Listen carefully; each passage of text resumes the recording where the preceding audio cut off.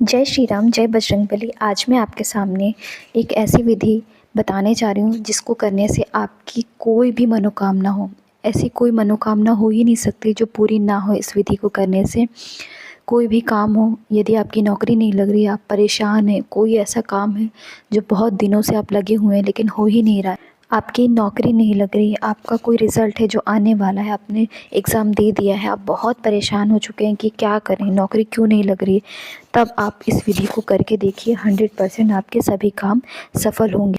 और ये हनुमान जी का एक ऐसा विधि है, ऐसा नुस्खा है जिसे करने से, ये ऐसा उपाय आप मान लीजिए, जो भी आपको मानना है वो मान लीजिए।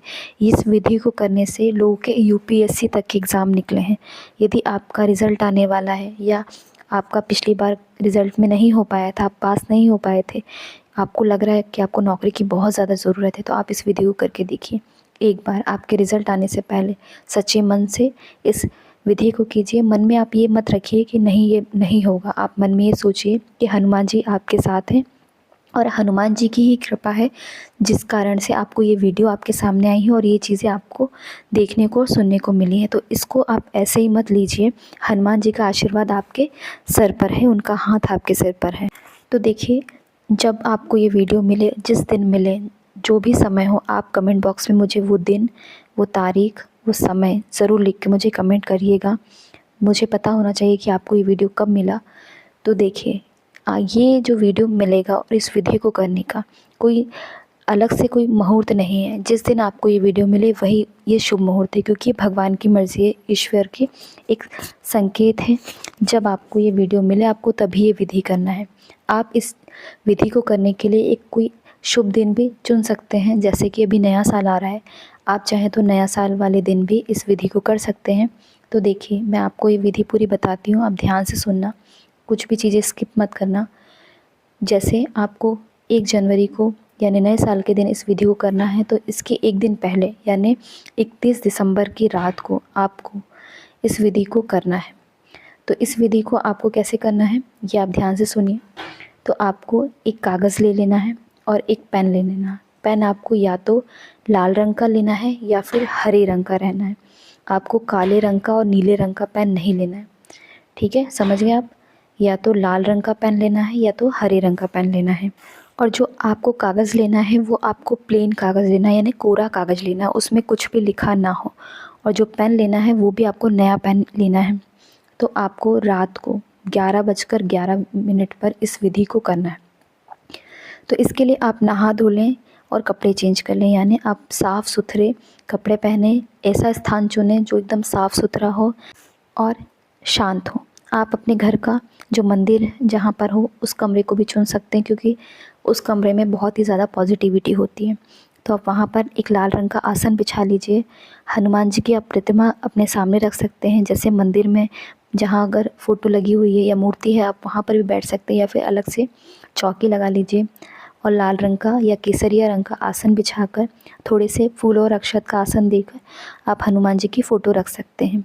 आपको अलग से चौकी अगर नहीं लगाना है तो मंदिर में ही आप चौकी लगी नहीं रहने दिए और सामने आप अपनी चौकी लगा लें, यानी कुछ भी आप बिछा लीजिए, लाल रंग का कपड़ा या फिर केसरिया, उस पर आप बैठिए और नीचे थोड़े से अक्षत आप डाल लीजिए अपने भी उस स्थान पर जहाँ पर आप बैठते हैं। थोड़ा सा चाहे तो आप गंगा जल भी छिड़क सकते हैं। इसके बाद आप शांति से बैठिए उस स्थान पर। इसके बाद आपको एक कागज़ लेना है और 11:11 पर ही लिखना है, यानी आप पहले से ही अपनी चौकी लगा लीजिए, थोड़ा 5 या 10 मिनट पहले। उसके बाद जैसे ही 11:11 हो, उसी टाइम आपको अपना नाम लेना है कि हे प्रभु हनुमान जी, हे ईश्वर, मेरा नाम ये है, मेरे पिताजी का नाम ये है और मेरा ये स्थान है, मैं यहाँ रहती हूँ या यहाँ रहता हूँ। आपको ये चीज़ बोलनी है, ये सारी चीज़ें आपको उस कागज़ में लिखनी भी हैं। और जब भी आपको लिखना है तो हमेशा पॉजिटिव वे में ही आपको अपनी समस्या लिखना है, जैसे कि हे प्रभु, हे बालाजी, मेरी नौकरी लगवा दीजिए, मुझे नौकरी की बेहद ज़रूरत है। मेरी ये तकलीफ़ है लेकिन इस तकलीफ़ को दूर कीजिए। मेरा यूपीएससी का एग्ज़ाम है, मेरा एग्ज़ाम क्लियर कीजिए।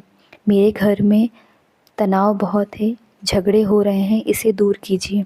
हमें आपकी ही कृपा की चाहिए और आपका ही भरोसा है, आप अपनी कृपा ज़रूर हम पर कीजिए। इसके बाद आपको आगे लिखना है कि हे प्रभु, आपकी वजह से मेरा एग्ज़ाम क्लियर हो गया, मैं यूपीएससी में पास हो गई, मेरी ये नौकरी लग गई, मुझे आपकी कृपा प्राप्त हुई, इसके लिए आपका धन्यवाद, आपका धन्यवाद, आपका धन्यवाद। आपको ये चीज़ें 3 बार लिखनी है, यानी आपका धन्यवाद ये चीज़ आपको 3 बार बोलनी भी है और लिखनी भी है।